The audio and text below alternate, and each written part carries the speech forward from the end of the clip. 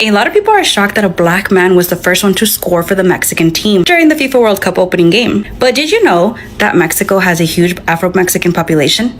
If you ever thought you were a minority, just watch the World Cup. It don't matter what team you watch, you finna watch black excellence. Because apparently, we're the global majority. Okay, I was watching Switzerland. I said, how they get all those black players? They didn't even colonize anybody. That's just where the colonizer parked their money.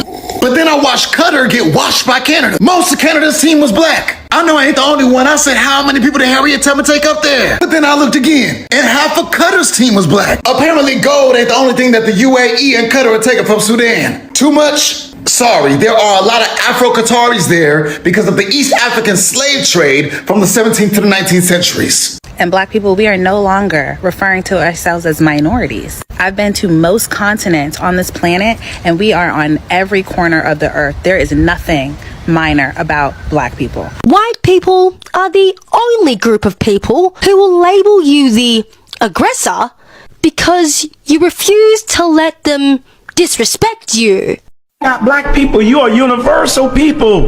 You're not just black in America. The whole planet is black. It's 400 million original people. It's only 400 million Caucasians on the entire planet. One of the biggest tools the white supremacists use to control the general population is jealousy. Not just fear of minorities, but fear of minorities being more successful than you as a white person. The ironic part is racist people who are sitting down and supporting the USA team in the World Cup are basically supporting black excellence because black people are dominating the World Cup in European teams, in American teams, all over the world. There's black players everywhere. You love black people.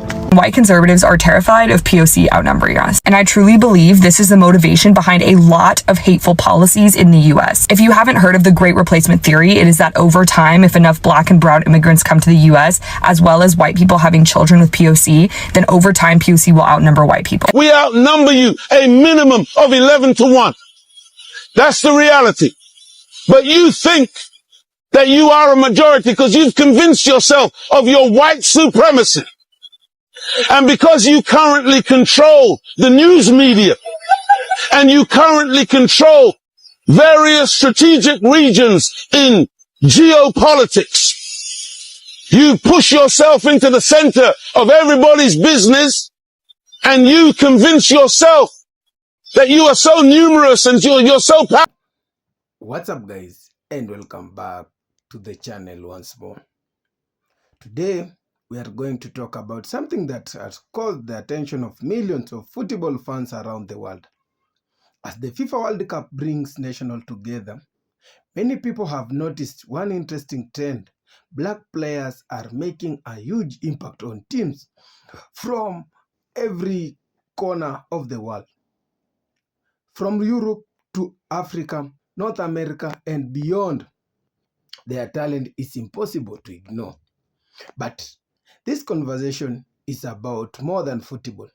It's also about history, identity, opportunity, and the way sports reflect our changing world. Why are so many success players representing different countries?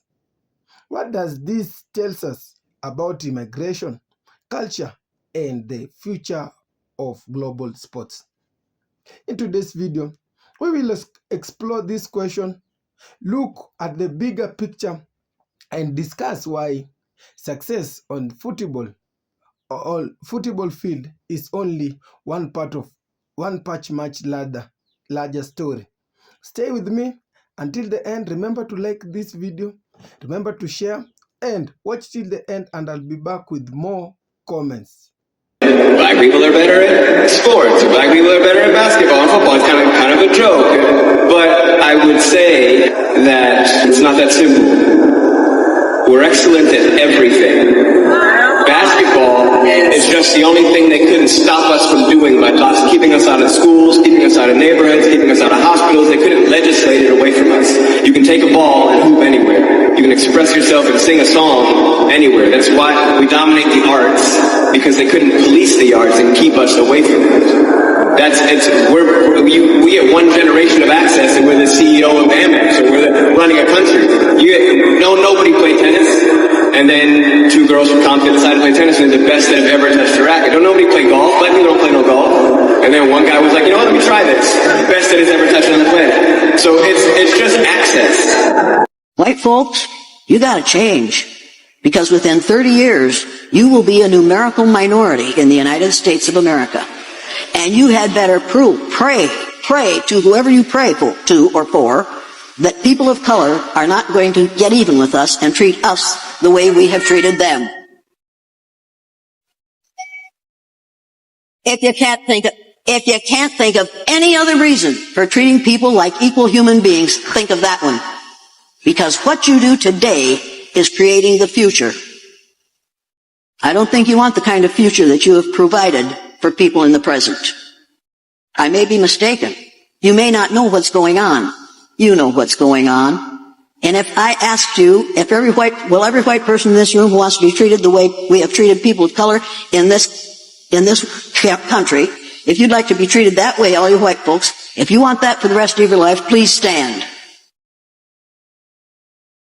Did you understand the directions?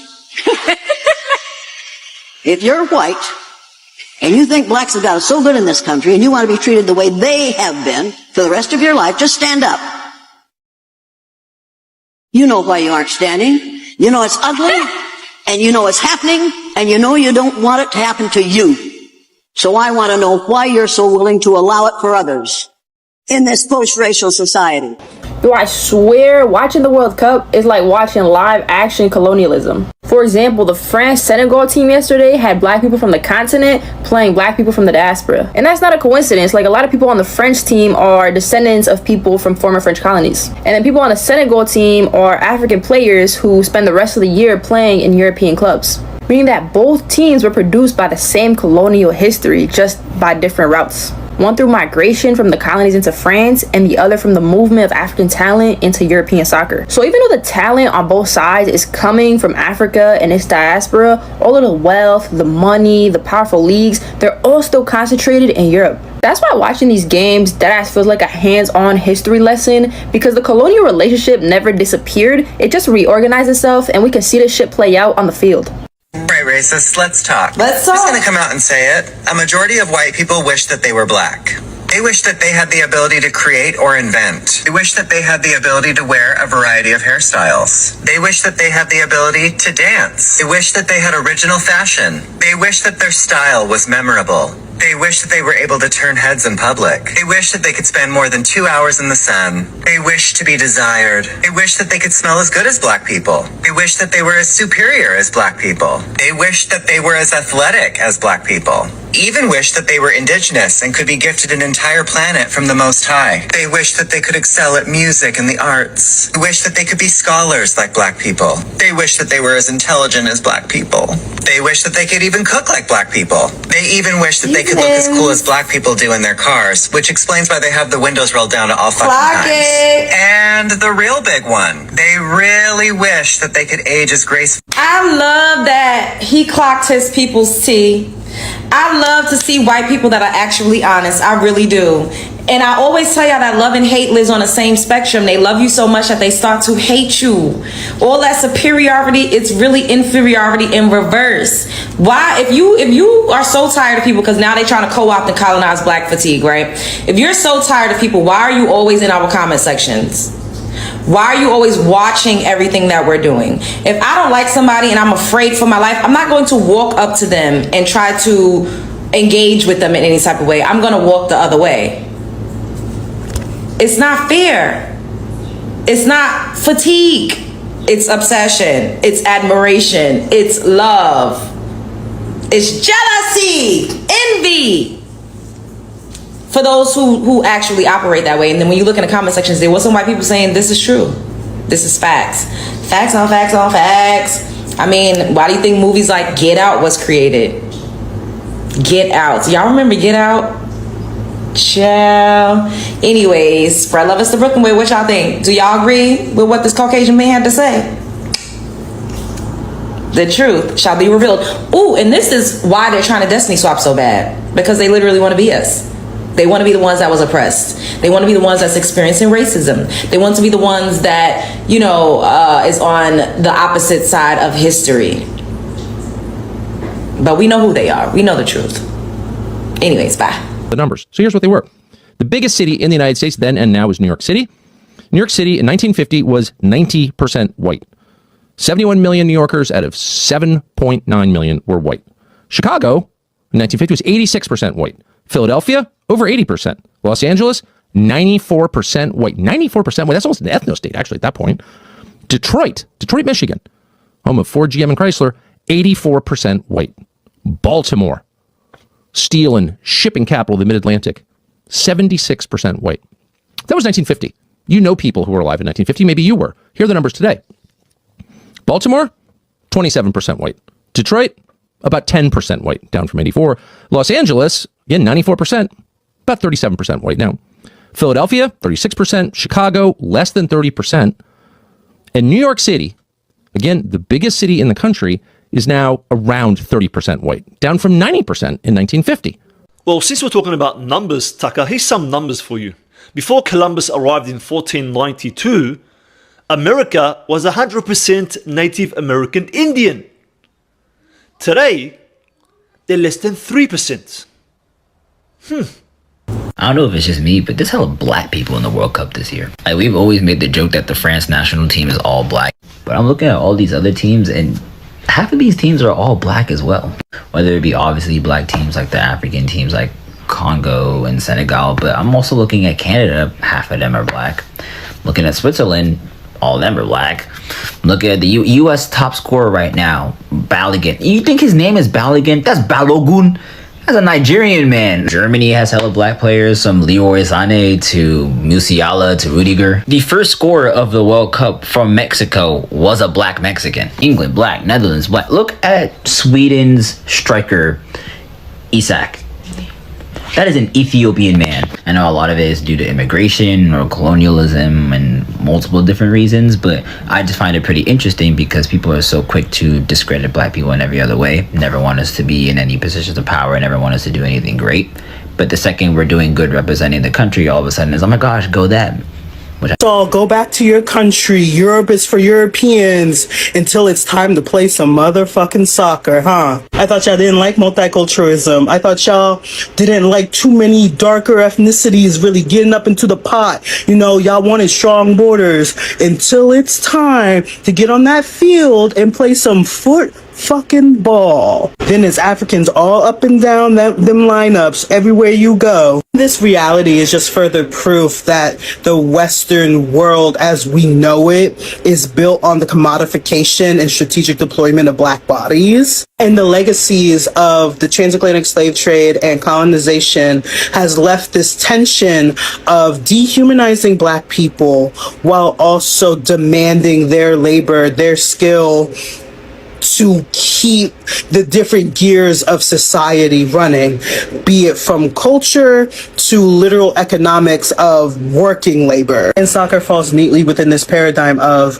we can use the black body for our advantage, but we will still do very little to support or care for or affirm the humanity of those same black bodies. Because nationality is politically constructed and socially understood, you will have the same players that everyone's cheering on when they're winning, have the same people try to revoke citizen status or a right to claim a nation because they lost. National heroes when you win, racial slurs when you lose. But I will say on the other hand that soccer, the World Cup, what it's supposed to be, this idea of like this sport that's very low barrier to entry, all you need is a ball, pick up and play. You could do that anywhere you are across the world. Regardless of nationality, ethnicity, race, you can play soccer with everyone. And through sports, we can see and recognize one another's shared humanities as we work towards a common goal. Borders are fake anyway, but I guess what I'm saying is just remember who y'all called when the World Cup came knocking. A lot of people are shocked that a black man was the first one to score for the Mexican team during the FIFA World Cup opening game. But did you know that Mexico has a huge Afro-Mexican population? Even though it sounds like a little bit because it's only 2% of the population. 2 million people identify as Afro-Mexican in Mexico. And that doesn't include the people that have African ancestry like myself, who are mixed with African, European, and Native American. That 2% of the population are those who have slight to none mix with European or Native American. And one of the biggest misunderstandings is that a lot of people tend to think that there's a population of Afro-Mexicans in Mexico because of the enslaved Africans that fled to the south from the United States. And if you've been following me for a while, I'd like to speak up on the transatlantic slave trade that happened between 1500 to 1800. A lot of people think that the transatlantic slave trade was only in the United States, which is what we were taught in school. But the transatlantic slave trade actually happened in Mexico. And Mexico, when it was Nueva España, had the third highest population of enslaved Africans in the world, Brazil and the Caribbean being the top two. Now, we have a lot of racists that are trying to not claim Quiñones, who is the soccer player who scored for Mexico on the opening game. And that's because he was born in Colombia and became a Mexican national. But in Mexico, we have a saying, El Mexicano nace donde quiere. That means that the Mexican is born wherever he feels like it. Quiñones chose to play for the Mexican national soccer team, and he refused to play for the Colombian national soccer team when he was invited twice. And that's because he says that Mexico showed him the most love and appreciation. And I can't stress this enough. Mexicans in the United States, a lot of them are completely different to what Mexicans in Mexico are. If you are a black person, travel to Mexico. You are going to experience a huge amount of love. I cannot stress this enough. Mexicans in the United States have this systemic racism that was implemented to them by the oppressor, and I speak about this all the time on my social media. So if you haven't followed me yet and you haven't watched my videos, make sure you scroll down and look for all my Afro-Mexican history videos and how the Afro-Mexican history also intertwines with Black American history. Let me know if you knew this and let me know what you think in the comments below. Go back to where you came from. If you're watching this World Cup, there's one thing that we're all seeing. There's black people everywhere. The France versus Senegal game, it looked like Africa versus Africa. Everybody was black. The guy that scored the first goal for Mexico, blacker than me. The goalkeeper for Japan, we'll call him DeAndre Suzuki, black. Norway, Ecuador, black people on both teams. There are black people everywhere. Show of hands in the comments, how many of you guys actually heard about the new study that was just released? You know, the study that was analyzing the United States Census and the CDC data that actually revealed for the first time in American history that the minority births, Black, Asian, Hispanic, has now officially become the majority? Y'all heard about it, right? Black American, Asian American, Hispanic American are now accounting for 50.4% of the total births of 2025. That has never happened in American history. This is why we were called the minority. This is why we're called the minority, because the whites here in America have always overpopulated us until now. Until now. And wouldn't you have it, America's in a really fucked up place. So you mean to tell me the same time that we are becoming the majority is when all of this shit is happening? And I'm supposed to think that it's a coincidence? As ICE continues to make a career out of executing the people of color here in America, I understand they claim 2 white lives. Majority of their victims are people of color, right? As they continue to do this, government funded, taxpayer funded, it just so happens to be the same time where the minority is becoming the majority. In advance, I want to stress that I already knew the statement that I'm about to say. However, the information from this study just confirms that all of those laws governing the autonomy of women, it was never for my women. It was never for Black women. It was never for Asian women. It was never for Hispanic women. It's because you white women aren't giving birth and you guys are losing that majority stake. You're losing that majority holding. Because I don't believe that white supremacy would work in a country where you are not the majority. I don't think that you'd be able to get away with that shit. And this is why the American government is going so hard on women, because they need to force all of these white women to give birth. They're forcing y'all to have more kids. Y'all, not me. But I'm gonna leave it like this, okay? Not only am I pleased to hear that their birth rate is declining, because let's face it, we need more good people in this world, right? I am thoroughly enjoying the decolonization of the world. In every part of the world that I peek into via social media, I'm literally witnessing them turn white people away. Nobody's giving in to y'all no more. You're not welcome. I love it. The white population has taken a massive decline. Before I say the ignorant shit that I'm about to say, that I probably shouldn't say, but I'm gonna say it anyway. One, I need you to turn off your cognitive dissonance and implicit bias and just go with me. barring outside factors that clear as day could like affect fertility, white people don't procreate with each other well. John and Sarah might fall in love and get engaged and get married, but they might never like have a child together. But what'll end up happening is that Sarah will go up the street to dark-skinned Deontay house, blink 3 times, all of a sudden she's pregnant with a kid that's about my color. And what John will do is he'll go all the way across town and get Maria and Ling Ling pregnant and turn around and have a kid that's kind of tan or like have a kid with like Asian features. Either way, the children from any of these 3 different unions are not 100% white, nor are they 100% anything else. They are mixed. I have reason to believe that's like that because black people are like almost 20% of this country's population, and we breed a lot.